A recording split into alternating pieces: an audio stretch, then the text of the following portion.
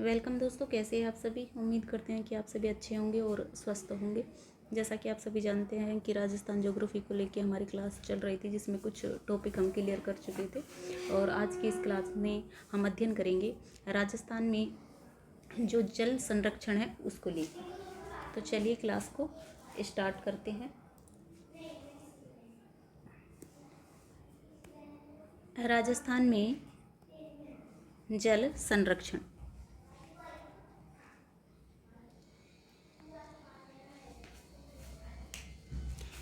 जल संरक्षण की विधियां।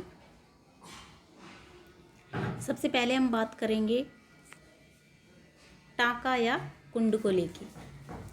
तो जैसा कि आप चित्र में देख भी पा रहे हैं कि मरुस्थलीय क्षेत्रों में वर्षा जल को संग्रहण करने के लिए क्या किया गया है, इसको बनाया गया है। इस प्रकार से क्या एक कुंड तैयार किया जाता है और उस कुंड में क्या होता है, वर्षा का जल आके एकत्रित हो जाता है इस प्रकार से,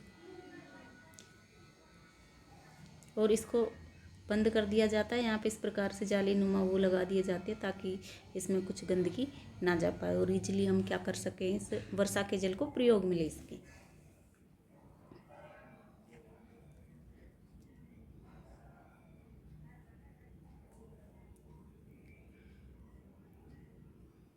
सेकंड हम बात करेंगे रानीसर टांका को लेके, जो कि जोधपुर में है, जैसा कि आप चित्र में देख पा रहे हैं।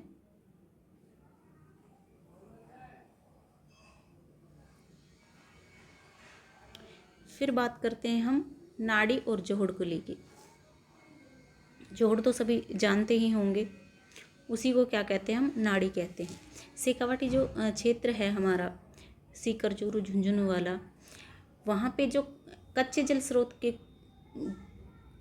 स्रोत होते हैं ना, यानी कि उसको क्या कहते हैं, जोहड़ कहते हैं। जैसा कि आप चित्र में देख पा रहे हैं, इधर ये देखने में बहुत छोटा लग रहा है आपको, लेकिन ये मोस्टली है क्या, जो तालाब है उसका छोटा रूप है।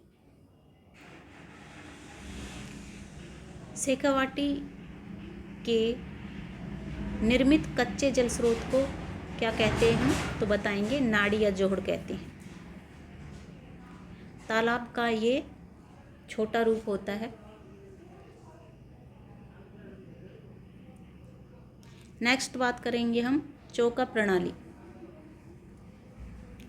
तो शुष्क क्षेत्रों में जल संग्रहण की विधि है, जिसमें चौकोर गड्ढे बनाकर पानी संग्रहित करते हैं।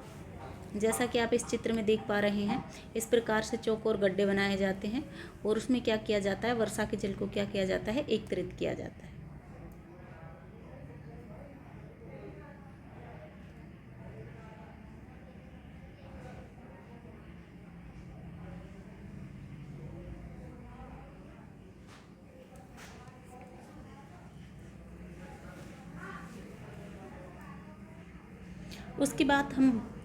उसके बाद हम बात करेंगे टोबा को लेके।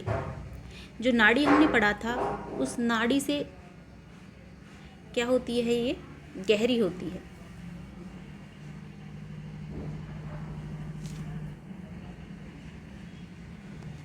बात करें अगर बेरी को लेके, तो छोटा कुआं या कुई को क्या कहते हैं, बेरी कहते हैं। काफ़ी बार एग्जाम में पूछा जाता है कि खड़ीन क्या है, तो बताएंगे हम कि जैसलमेर में पालीवाल ब्राह्मणों ने क्या की थी, इसकी शुरुआत की थी। क्या है ये, जल संग्रहण की परंपरागत विधि है। काफ़ी बार ऐसे भी पूछ लेते हैं कि कौन सी जल संग्रहण की परंपरागत विधि है और कौन सी नहीं, तो वो भी आपको याद रखनी है।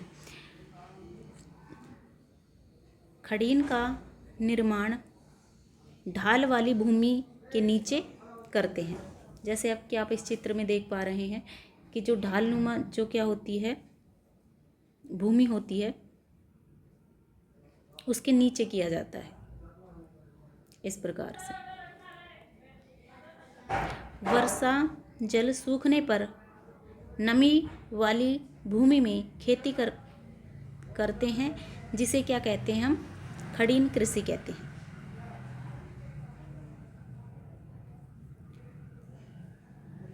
पालर या पानी, नाड़ी या टाँके में वर्षा का जल क्या हो जाता है, एकत्रित हो जाता है। हमने जो नाड़ी या टाँका पढ़ा था उसमें। लेवा तालाब क्या है, तो बताएंगे हम, वर्षा जल संग्रहण संरचना है जिसे लेवा तालाब बारां में है। किस जिले में है, बारां जिले में।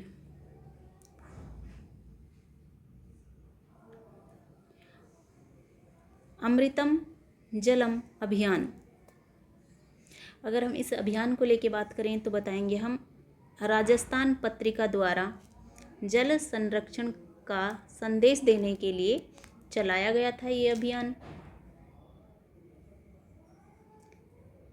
जिसकी टैगलाइन थी संरक्षित जल सुरक्षित कल।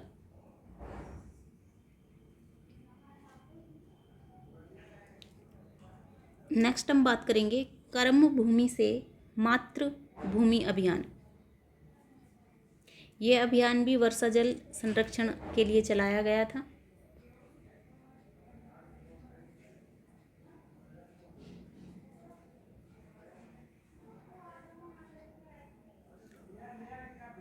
कर्म भूमि से मातृभूमि अभियान में प्रवासी राजस्थानी अपनी मातृभूमि के लिए जिम्मेदारी निभाते हुए जल संचय के कार्यों में उत्साह के साथ भागीदारी निभा रहे हैं।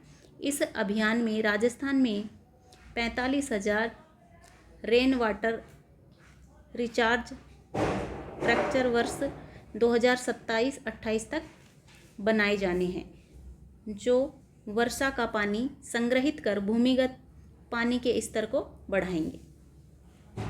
ये इसका उद्देश्य रखा गया है कि जो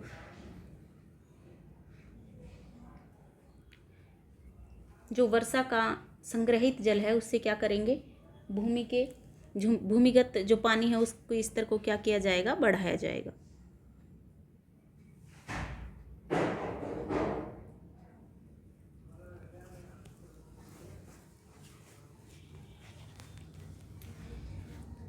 जल संग्रहण रोकने के उपाय, अब कुछ उपाय भी हैं कि जल संरक्षण को रोकने के कुछ क्या है, उपाय है।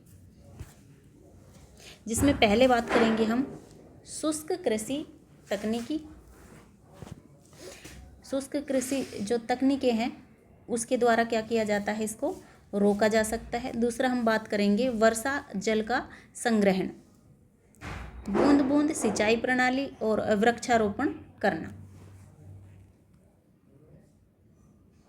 इस प्रकार से ये हमारा बहुत छोटा सा प्यारा सा टॉपिक क्या हो जाता है, पूरा हो जाता है। मिलेंगे आपको एक नए टॉपिक के साथ। जब तक अपना ख्याल रखिएगा, स्वस्थ रहिएगा, मस्त रहिएगा। Thanks for watching guys. जय श्री कृष्ण।